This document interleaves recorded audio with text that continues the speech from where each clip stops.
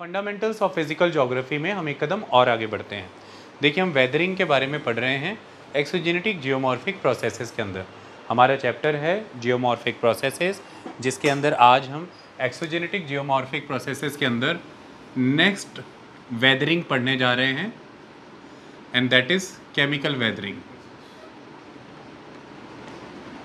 The chapter is geomorphic processes.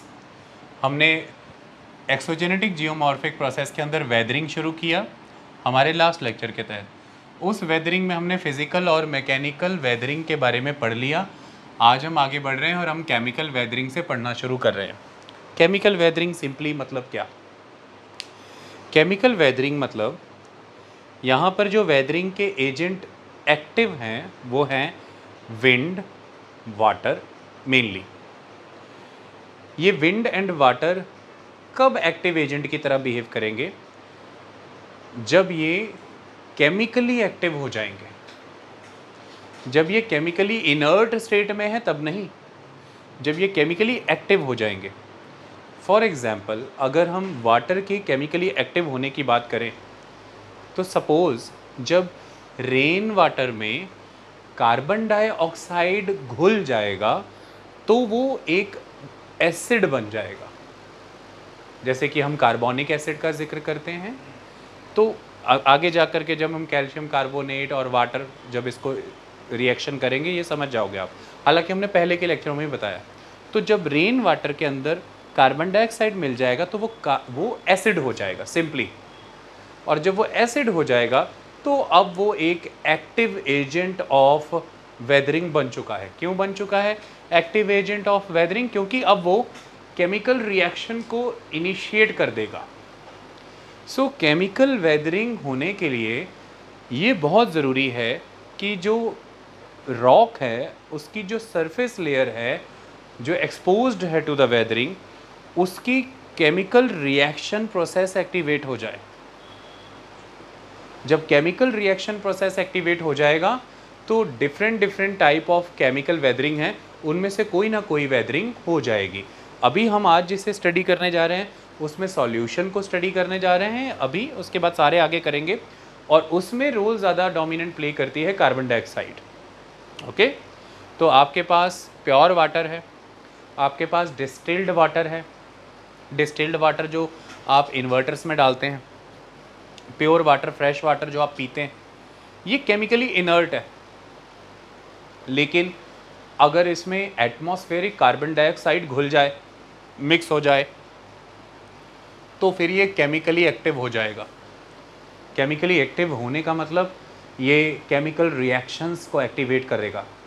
और chemical reactions के activate हो जाने के कारण किसी भी रॉक की जो एक्सपोज्ड सरफेस लेयर है, अगर उसके मिनरल्स इन केमिकल रिएक्शंस के कारण वेदर अवे हो रहे हैं, वो वेदर अवे हो जा रहे हैं, तो उस रॉक की वेदरिंग हो चुकी है, दैट इज केमिकल वेदरिंग। उस रॉक की वेदरिंग हो चुकी है, that is a chemical weathering. So chemical weathering में जो रॉक है उस रॉक के कॉन्स्टिट्यूएंट मिनरल्स वेदर अवे हो जाते हैं, यानी कि वो उनकी वेदरिंग हो जाती है। और ये होता इसलिए है क्योंकि जो एजेंट कांटेक्ट में आया उस रॉक के वो केमिकली एक्टिव एजेंट है, इसलिए उसने केमिकल रिएक्शन एक्टिवेट कर दिया और उस केमिकल रिएक्शन के कारण वेदरिंग हो चुकी है अब उस सरफेस लेयर की जो एक्सपोज्ड थी टू द वेदरिंग एजेंट्स।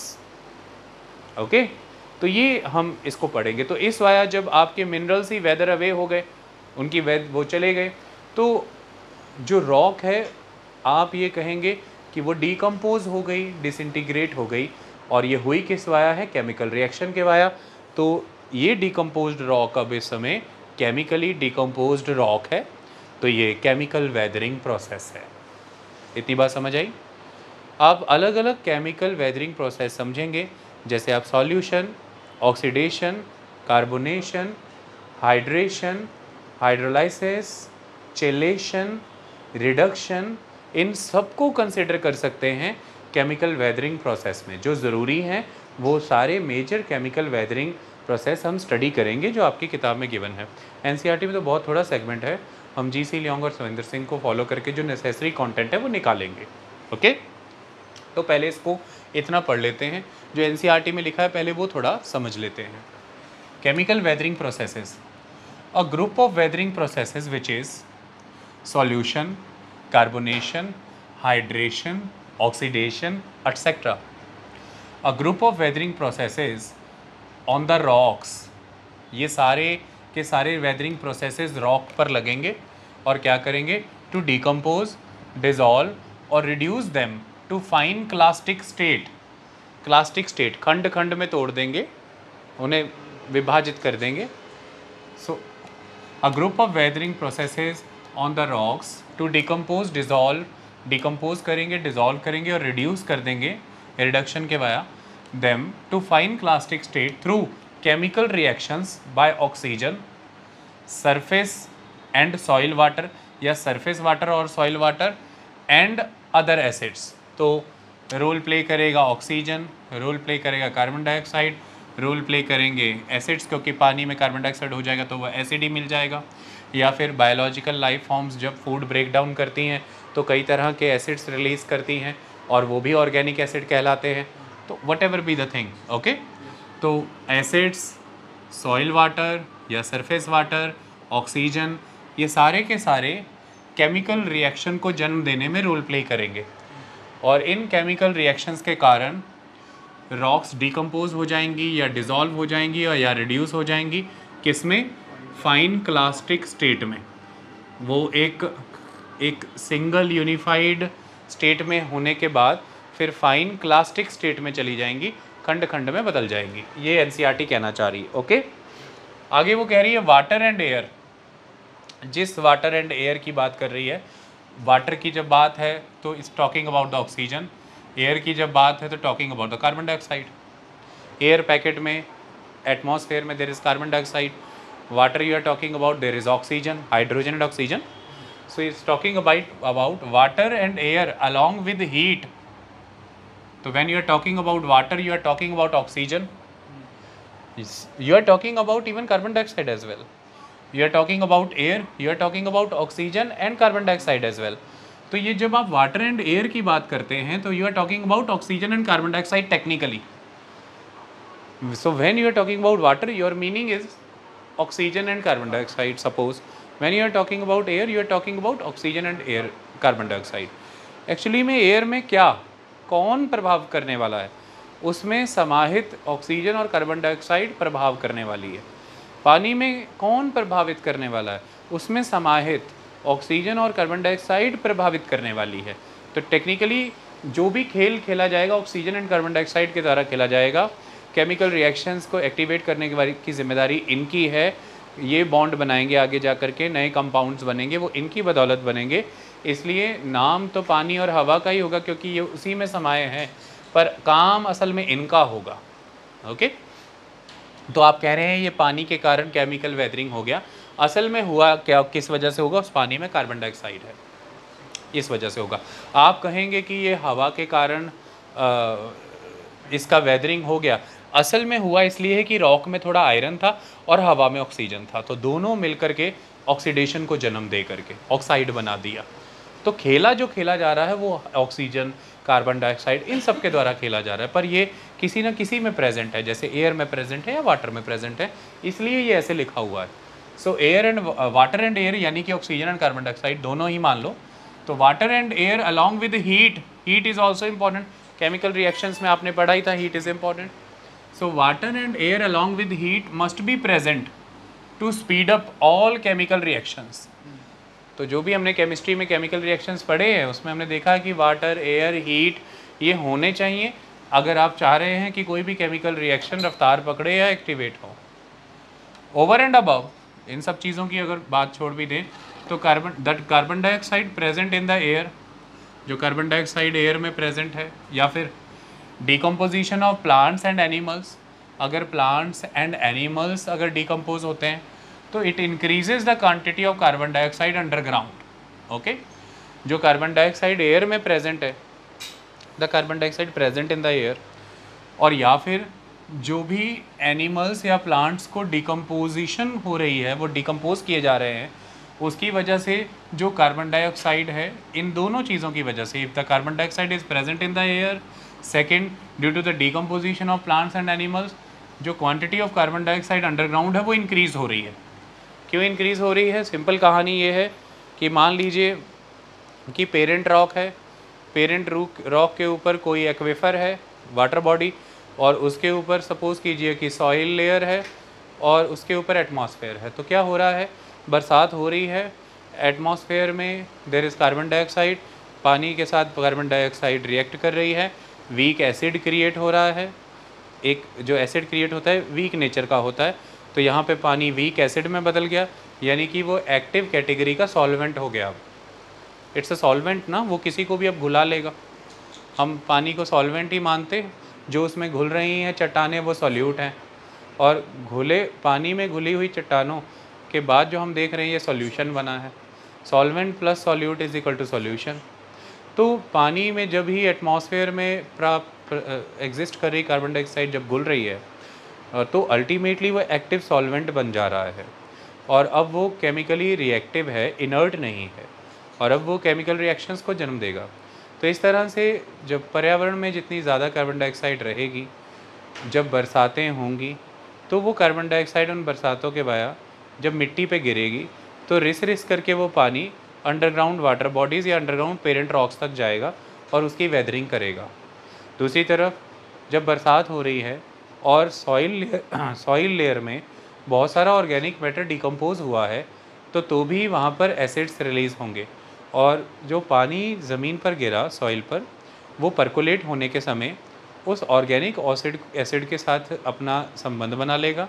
वो ऑर्गेनिक एसिड इसमें डिज़ोल्व हो जाएंगे, मिल जाएंगे, और वो पानी जब सरफेस में अंदर जाएगा सॉइल के नीचे, पेरेंट रॉक को डिकम्पोज करेगा। तो इसीलिए ये कहा जाता है कि जो एटमॉस्फेयर में कार्बन डाइऑक्साइड अवेलेबल है, या फिर जो भी प्लांट्स एंड एनिमल्स को डिकम्पोज करने के बाद जो कार्बन डाइऑक्साइड मिल रही है, ये सब मिलजुल करके अंडर द ग्राउंड कंटेंट को बढ़ा देते हैं, किसके? कार्बन डाइऑक्साइड के, यानी कि डिकम्पोजिशन के रेट को बढ़ाने का काम करते हैं, क्योंकि ये वेदरिंग को वहाँ पर जन्म देते हैं, क्योंकि पानी वहाँ तक पहुँच रहा है जो कि इस समय एक एसिडिक फॉर्म ले चुका है with the presence of carbon dioxide.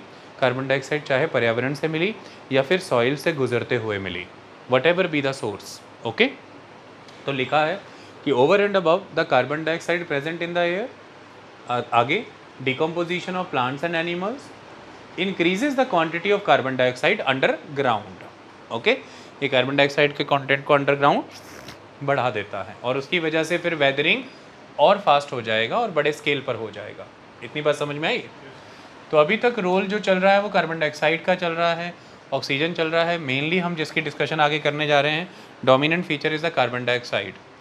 पानी में मिल जाएगा तो उसे एक वीक एसिड में बदल देगा, and that solvent is a active solvent जो केमिकल रिएक्शन कराने में मददगार है। अब आगे केमिकल एलिमेंट्स, सॉरी हाँ ठीक है, ये यहाँ तक एनसीईआरटी का कंटेंट था, ख़त्म हो गया।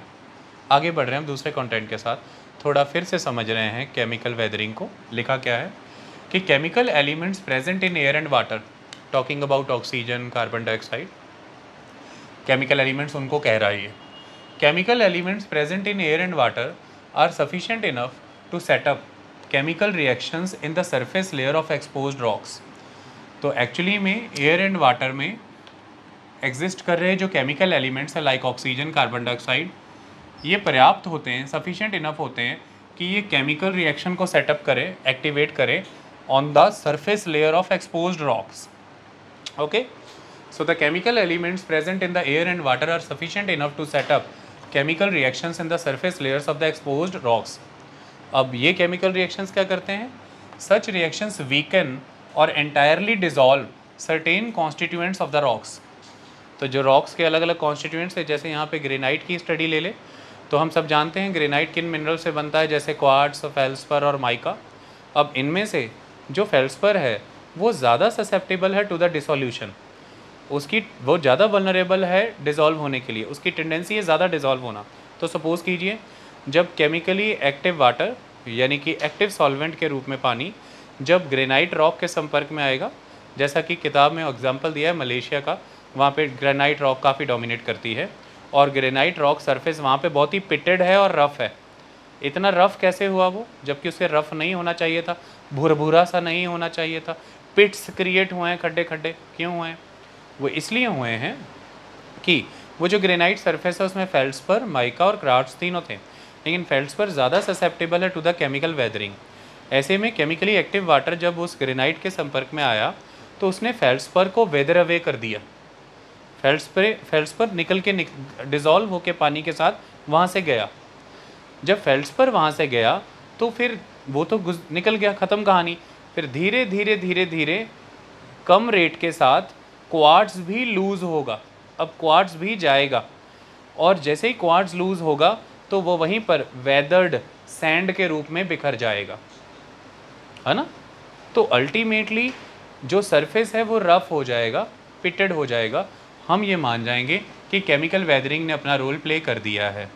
तो different constituent element of the different rocks chemical weathering के प्रति डिफरेंटली बिहेव करते हैं, क्योंकि सबकी डिज़ोल्व होने की ससेप्टेबिलिटी डिफरेंट है। कोई जल्दी डिज़ोल्व होता है, कोई लेट। जैसे कि लाइमस्टोन रॉक्स की बात करें तो केमिकल वेदरिंग प्रोसेस में जो सॉल्यूशन वाला केमिकल वेदरिंग प्रोसेस है वो उसको बहुत इम्पेक्ट करता है, क्योंकि उसका जो चीफ कॉन्स्टिट्यूएंट एलिमेंट है वो है कैल्शियम कार्बोनेट। और कैल्शियम कार्बोनेट जिस पानी में कार्बन डाइऑक्साइड घुली है उसके साथ रिएक्ट करके तेज़ी से फॉर्म्स बदलता है, जिसके कारण लाइमस्टोन की वेदरिंग होनी शुरू हो जाती है और एक नई टोपोग्राफी एग्जिस्टेंस में आती है जिसे कास्ट टोपोग्राफी कहते हैं। ओके, तो वो बताया गया है यहाँ पे। तो हाँ, chemical elements present in air and water are sufficient enough to set up chemical reactions in the surface layers of the exposed rocks. Such reactions weaken or entirely dissolve certain constituents of the rock, thus loosening the other crystals and weakening the whole surface. तो एक mineral constituent गया, फिर दूसरे भी loose हो जाएंगे, whole structure, whole surface weak हो जाएगा और डिसइंटीग्रेट हो जाएगा, डिकम्पोज हो गया। क्योंकि डिकम्पोज हो गया तो डिसइंटीग्रेट हो गया। तो जीसी लियोंग तो यही कहता है कि इवन तीनों एक्सोजेनेटिक वेदरिंग प्रोसेस, तीनों एक्सोजेनेटिक जियोमॉर्फिक प्रोसेसेस की बात करें, केमिकल, फिजिकल और बायोलॉजिकल वेदरिंग में, तो वो ये कहता है कि इन तीनों वेदरिंग में सबसे इनिशियल और सबसे बेसिक जो वेदरिंग प्रोसेस एक्टिवेट होता है वो इवन केमिकल ही है। तो डेन्यूडेशनल प्रोसेस में शुरुआत केमिकल प्रोसेस से ही होती है, जो कि बहुत स्लो है बट बहुत क्रूशल है, क्योंकि वो शुरुआती तौर में चट्टान को कमज़ोर करने का काम करता है, ऐसा जीसी लियोंग कहता है। और वैसा ही यहाँ पर आपको दिखा है कि केमिकल रिएक्शंस की मदद से धीरे धीरे जो मिनरल्स वेदर अवे हो सकते हैं, जो ज़्यादा ससेप्टेबल है पहले वो होंगे, फिर दूसरे भी होते चले जाएंगे, और वो अल्टीमेटली रॉक जो है वो वेदर्ड हो जाएगी। ठीक है, ये जो वेदर्ड मटीरियल है, ये जो अब आपके सामने वेदर्ड मटेरियल पड़ा है, यानी कि उस डिकम्पोज्ड रॉक का जो ये मिनरल कंटेंट आपके सामने अब पड़ा है, इसको कहा जाता है रेगोलिथ। इसको कहते हैं रेगोलिथ। ये रेगोलिथ ही रिस्पॉन्सिबल होता है सॉइल के बनने के लिए। इसी रेगोलिथ से आगे सॉइल बनती है। हालांकि ये बात जाननी ज़रूरी है कि सॉइल अकेले रेगोलिथ से नहीं बनती है। सॉइल में ऑर्गेनिक मैटर का होना ज़रूरी है, जो कि प्लांट का लिटर कंटेंट हो सकता है, एनिमल का कंटेंट हो सकता है, माइक्रो ऑर्गेनिजम्स होते हैं। ये ऑर्गेनिक वर्ल्ड है सॉइल का। सॉइल की फर्टिलिटी, सॉइल की प्रोडक्टिविटी इसी से आती है, सॉइल में लाइफ इसी से आती है। तो सॉइल हम किसी भी रेगोलिथ को तब मानना शुरू कर देते हैं जब उसमें ऑर्गेनिक मैटर भी आने लग जाता है, मॉइस्चर कंटेंट भी हो जाता है, और इस रेगोलिथ से मिला हुआ मिनरल कंटेंट तो होता ही है। तो रेगोलिथ टर्म एग्जाम्स में आती है, बहुत इंपॉर्टेंट है। तो ये आगे बताते हैं। तो सच रिएक्शंस वीकन और entirely dissolve certain constituents of the rock, thus loosening the other crystals and weakening the whole surface. When the surface of a rock is weathered, the material which is loosened is removed by erosive agents such as wind or running water. तो जैसे ही surface weathered हो जाता है तो material क्योंकि loose हो गया, उस लूजन्ड मटेरियल को इरोजनल एजेंट्स आके ले जाते हैं। वो चाहे फ्लोइंग विंड है, चाहे रनिंग वाटर है, वो ले जाते हैं और नई लेयर एक्सपोज हो जाती है टू द वेदरिंग एजेंट्स। फिर फर्दर उसकी वेदरिंग होने लग जाती है, इरोजिव एजेंट आके उसे भी ले जाते हैं। इस तरह से वेदरिंग होती है सरफेस लेयर की, रेगोलिथ बनता है, इस रेगोलिथ को आके इरोजिव एजेंट अपने साथ ले जाते हैं, वहाँ से ज़मीन खाली हो जाती है, फिर से नई सरफेस लेयर आ गई, फिर इसकी वेदरिंग हो जाएगी, इरोजिव एजेंट आके साथ ले जाए, चलता रहता है। बट कई बारी वो रेगोलिथ वहीं पे ही पड़ा है, कोई इरोजिव एजेंट आके उसे लेके नहीं गया और वो वहाँ पे सॉइल का आधार बन जाता है, वहाँ पे सॉइल बनती है। तो लिखा है when the surface of a rock is weathered, the material which is loosened is removed by erosive agents such as wind or running water, thus exposing a fresh surface to weathering. But much of the weathered material or regolith, that is the remains of the rock, but much of the weathered material or regolith may stay in position forming the basis of soil. क्या है regolith? Regolith is simply the mineral remains of decomposed rocks. Okay? आगे question है what happens to the chemical weathering when soil cover exists? अब regolith है, उसके ऊपर soil cover बन गया, तो soil cover regolith नीचे parent rock है, इसका क्या होगा? अगर soil cover exist करेगा तो उसका क्या होगा? हमें लगेगा कि अब parent rock protected है, ऐसा नहीं है। जो बरसात आएगी उसमें कार्बन डाइऑक्साइड घुल गई है एटमॉस्फेयर से, वो एक्टिव सॉल्वेंट हो चुका है, सॉइल के वाया रेगोलिथ के वाया सॉइल के वाया रेगोलिथ तक वो पेनेट्रेट कर जाएगा और वो एक्टिव सॉल्वेंट है, डन। तो इसके वाया वेदरिंग तो चलती रहेगी आगे रेगोलिथ की और फर्दर उसके नीचे पेरेंट रॉक की। दूसरा ये इन्हांस हो जाएगी, रुकने की बजाय इन्हांस, तो रुकी तो बिल्कुल नहीं, होती रही और उल्टा ये इन्हांस होगी। क्यों? अब सॉइल में जो ऑर्गेनिक मैटर है इसकी वजह से बहुत सारा ऑर्गेनिक एसिड है, उस गोइंग वाटर में, पर्कोलेटिंग वाटर में वो एसिड भी घुल जाएगा, जिसकी वजह से वो और ज़्यादा एक्टिव हो जाएगा और अब वेदरिंग और एनहांस हो जाएगी, ये बताया गया है। So what happens to the chemical weathering when soil cover exist above the regolith and the parent rock? Answer is chemical weathering of underlying rocks does not cease. On the contrary, it is usually enhanced. Why? I have answered it. ऐसे questions आते रहते हैं। अब कुछ major chemical weathering processes, सबसे पहले उसमें से सॉल्यूशन क्या है? When rain water contains carbon dioxide it becomes acidic, मैंने बताया अभी। Solution is the most potent weathering process in limestone regions. तो जब रेन वाटर में कार्बन डाइऑक्साइड होता है वो एक वीक एसिड बन जाता है, एक एक्टिव सॉल्वेंट बन जाता है और केमिकल रिएक्शन एक्टिवेट करने के लिए काबिल हो गया है। और जो भी रॉक्स ससेप्टेबल है टू द सॉल्यूशन, उन रॉक्स को डिज़ोल्व करके ले जाएगा। डिपेंड करता है रॉक की डिग्री ऑफ डिज़ोल्यूशन। जो कॉमन साल्ट है सोडियम क्लोराइड, वो सबसे ज़्यादा सॉल्यूबल होता है और उसके बाद आते हैं मॉडरेट सॉल्यूशंस, मॉडरेट मटीरियल्स जो मॉडरेटली सॉल्यूबल है। कॉमन सॉल्ट तो सबसे ज़्यादा सॉल्यूबल है, उसके बाद जो मॉडरेटली सॉल्यूबल हैं जिसमें लाइमस्टोन जैसे कैल्शियम कार्बोनेट, डोलोमाइट जैसे मैग्नीशियम कार्बोनेट, तो ये मॉडरेटली सॉल्यूबल है, तो ये सॉल्यूशन प्रोसेस से प्रभावित होंगे। So solution is the most potent weathering process in limestone regions. Why? Because the rain water attacks and dissolves the calcium carbonate of which the rock is chiefly formed. तो minerals and rocks में हमने ये सारा process बताया था, इसलिए repeat नहीं कर रहा। तो कैल्शियम कार्बोनेट प्रभावित हो जाएगा उस पानी से जिसमें कार्बन डाइऑक्साइड घुला है, यानी कि कार्बोनिक एसिड से, और इसलिए लाइमस्टोन की वेदरिंग हो जाएगी और क्रिएट होगी एक नई टोपोग्राफी जिसका नाम है कास्ट टोपोग्राफी। ओके, अब सवाल ये बनता है कि जो रेट ऑफ सोल्यूशन है, किस दर पे सोल्यूशन हो रहा है एक्टिवेट, ये किस चीज़ से अफेक्ट करेगा? सबसे पहले मिनरल कॉम्पोजिशन। अगर मिनरल कॉम्पोजिशन ऐसी है जैसे कि कैल्शियम कार्बोनेट, तो फिर बहुत फास्ट रेट है। अगर ऐसा नहीं है तो सॉल्युबिलिटी कम है, तो फिर रेट कम हो जाएगा। दूसरा, स्ट्रक्चर ऑफ द रॉक्स। अगर सेडिमेंट्री रॉक है तो पोर स्पेसेस बहुत है, तो पानी और एयर काफ़ी ट्रैप हो जाएगा, तो रिएक्शन उतना फास्ट होगा। दूसरा, इग्नियस रॉक अगर वेल जॉइंटेड है तो जॉइंट्स बहुत हैं, उनमें पानी और हवा ट्रैप होगी, तो उतना फास्ट होगा। अगर ऐसा नहीं है तो फिर उतना ही स्लो होगा। तो स्ट्रक्चर। और तीसरा, क्लाइमेट। अगर ट्रॉपिकल क्लाइमेट है तो warm and hot and humid, बारिश भी ज़्यादा है, टेम्परेचर भी ज़्यादा है, तो वाटर एंड टेम्परेचर दोनों कंडीशन पूरी हो गई, उतना ही केमिकल रिएक्शन ज़्यादा होंगे। लेकिन अगर ड्राई एंड हॉट रीजन है तो केमिकल रिएक्शन कम होगा, यानी कि सोल्यूशन कम होगा, यानी कि केमिकल वेदरिंग कम होगी, वहाँ पे मैकेनिकल वेदरिंग ज़्यादा होगी। तो ये एक इंपॉर्टेंट एस्पेक्ट है। तो ये तीन चीज़ें रेट ऑफ सोल्यूशन को प्रभावित करती हैं। कास्ट टोपोग्राफी का हमने अभी जिक्र किया। कास्ट टोपोग्राफी में मेन एस्पेक्ट है कि आपको बहुत सारी यूनिक चीज़ें मिलेंगी, जैसे उसमें बहुत सारे सोल्यूशन होल्स मिलेंगे। जिनको हम sink hole, swallow hole, uvalas, dolines, poljes कहते हैं। तो सॉल्यूशन होल्स, केव्स, गैलरीज, ये सब उनमें मिलेगा। और ये सारे होल्स मिलेंगे। ये कई बार एग्जाम में पूछा जाता है पोल्जेस किससे जुड़े हैं, युवालास किससे जुड़े हैं, ये क्वेश्चन आया हुआ है।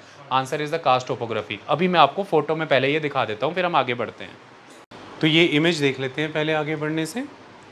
अभी जो हमने डिफरेंट टाइप ऑफ होल पढ़े, कई बार ये भी क्वेश्चन आ जाता है कि नाम दे दिया जाता है कि जैसे युवाला है, ये किससे एसोसिएटेड है, तो वो कास्ट टोपोग्राफी से एसोसिएटेड है।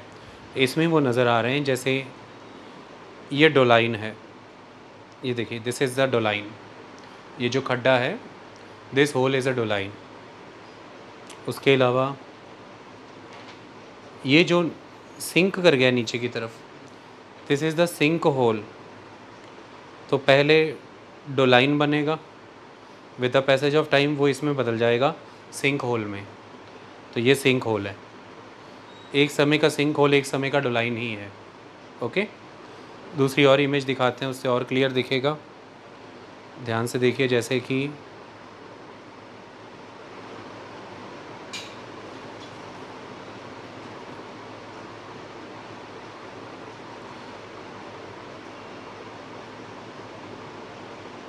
क्या दिखाना है हमें, युवाला दिखाना है ना आपको। युवालास को कास्ट विंडो भी कहा जाता है कि आप उसके वाया अंदर झांक लेते हैं। ओके, अंदर कि सब सरफेस लेवल पे क्या फीचर्स डेवलप हो रहे हैं। तो ये देखिए लिखा हुआ है कास्ट विंडो। ओके, तो युवालास इससे एसोसिएटेड हैं। बस यही 3-4 नाम इम्पॉर्टेंट थे। सिंक होल हम आपको बता चुके हैं, युवालास हमने आपको दिखा दिया है, अभी डोलाइन भी हमने दिखा दिए थे, कास्ट विंडो किसे कहते हैं हमने आपको बता दिया है। तो बस ये कास्ट टोपोग्राफी बनती है जब सॉल्यूशन हो जाता है, यानी कि केमिकल वेदरिंग हो जाती है लाइमस्टोन की, तो क्या बनता है, कास्ट टोपोग्राफी बनती है। ओके, 2 कंडीशंस होती हैं जिनको समझना बहुत ज़रूरी है जब आप इसके बारे में पढ़ रहे हैं। वो क्या कंडीशन है, मैंने यहाँ पे अच्छे से लिखा है, फिर आपको वो क्लियर हो जाएगा। ठीक है, मैंने लिखा है कि it may be pointed out that limestone can be dissolved in water only when it is transformed into calcium bicarbonate। limestone मतलब कैल्शियम कार्बोनेट। आप उसे डिज़ोल्व तभी कर सकते हैं पानी में जब वो कैल्शियम बाइकार्बोनेट में बदलेगा, अदरवाइज़ नहीं। आपको याद हो तो मिनरल्स एंड रॉक्स में भी हमने आपको ये पढ़ाई थी बात कि आपको कैल्शियम कार्बोनेट को कैल्शियम बाइकार्बोनेट में बदलना होगा, तब वो डिज़ोल्व होगा पानी में। अब ये कैसे होता है इसको समझो। सो लिखा है कि limestone can be dissolve in water only when it is transformed into calcium bicarbonate with the help of carbonic acid. तो कैल्शियम कार्बोनेट को कैल्शियम बाइकार्बोनेट में बदलने का काम कार्बोनिक एसिड करता है। और हमने पढ़ा है ये कि कार्बोनिक एसिड क्या है। Carbonic acid is formed when carbon dioxide is dissolved into water. जब रेन वाटर में या किसी भी पानी में कार्बन डाइऑक्साइड डिज़ोल्व हो जाए तो वो कार्बोनिक एसिड बन जाता है। और हम इसको यहाँ पर रिएक्शन वाइज देखें तो कैसे, H2O यानी कि पानी, कार्बन डाइऑक्साइड यानी कि CO2, दोनों मिले तो बना क्या है, H2CO3। यहाँ पे 2 हाइड्रोजन के एटम है तो यहाँ पे भी 2 हाइड्रोजन के एटम है, यहाँ पे 1 कार्बन का एटम है तो यहाँ भी 1 कार्बन का एटम है, यहाँ पे ऑक्सीजन का 1 और ऑक्सीजन के 2, तो टोटल हो गए 3। तो यहाँ पर 3 ऑक्सीजन के एटम हैं, तो H2CO3। ये जो H2CO3 होता है ये कार्बोनिक एसिड कहलाता है। तो जब वाटर एंड कार्बन डाइऑक्साइड मिलते हैं तो कार्बोनिक एसिड बनता है, दैट इज़ H2CO3। ये जो कार्बोनिक एसिड होता है, ये कार्बोनिक एसिड ही कैल्शियम कार्बोनेट को यानी कि लाइमस्टोन को कैल्शियम बाइकार्बोनेट में बदलता है, और फिर कैल्शियम बाइकार्बोनेट ही पानी में डिज़ोल्व होता है। कार्बोनिक एसिड लाइमस्टोन को कैल्शियम बाइकार्बोनेट में कैसे बदलता है इसको देख लेते हैं। तो ये अब आपके सामने लाइमस्टोन है, that is calcium carbonate CaCO3। ये आपके सामने पानी है H2O। ये आपके सामने कार्बन डाइऑक्साइड है। तो पहली रिएक्शन में मैंने अकेले अकेले करके लिखे हैं।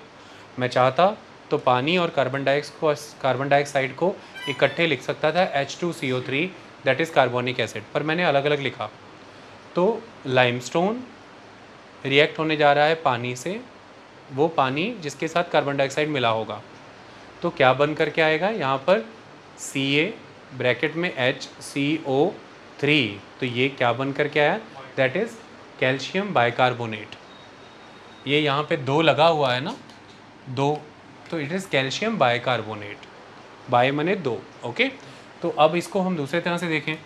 यहाँ पर देखिए limestone that is CaCO3, calcium CO3 मने carbonate, calcium carbonate, plus H2O और CO2 मिलके क्या बन गया H2CO3।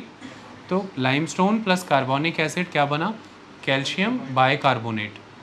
तो जब कैल्शियम बाइकार्बोनेट बन जाएगा लाइमस्टोन कार्बोनिक एसिड के साथ मिलकर के, तब वो डिज़ोल्व हो जाता है और तब हो जाती है उसकी chemical weathering. Okay, that's the thing. यही चीज़ यहाँ पर मैं बताना चाहता था। कास्ट टोपोग्राफी की इमेज हम पहले देख चुके हैं। अब हमने अभी थोड़ी देर पहले समझा कि कुछ चीज़ें रोल प्ले करती हैं, जैसे कि रॉक कितनी पोरस है या नहीं। जैसे कि हमने देखा सेडिमेंट्री रॉक्स पोरस होती हैं, तो उतनी ही ज़्यादा उसमें पानी और हवा ट्रैप होगी, तो उतना ही ज़्यादा केमिकल प्रोसेसेस एक्टिवेट रहेंगे। दूसरी तरफ हमने देखा कि रॉक वेल जॉइंटेड है कि नहीं।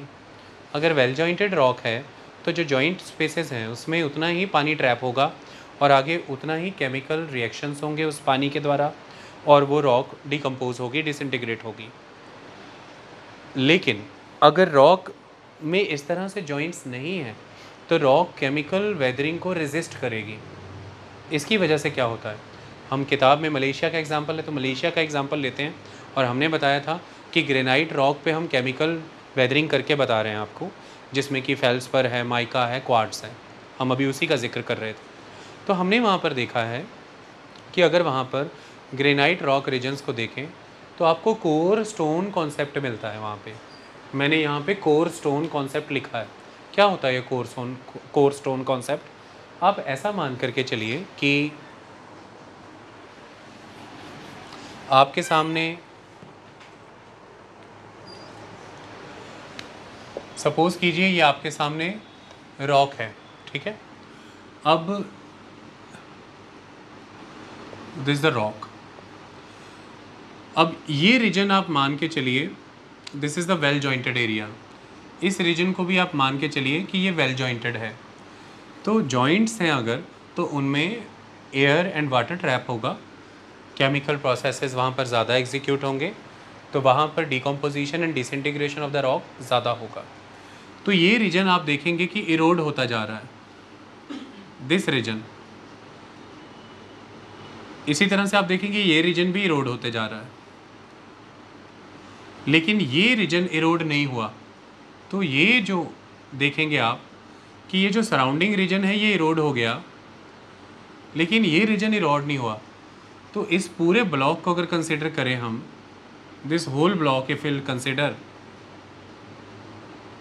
तो it will appear you like a core stone.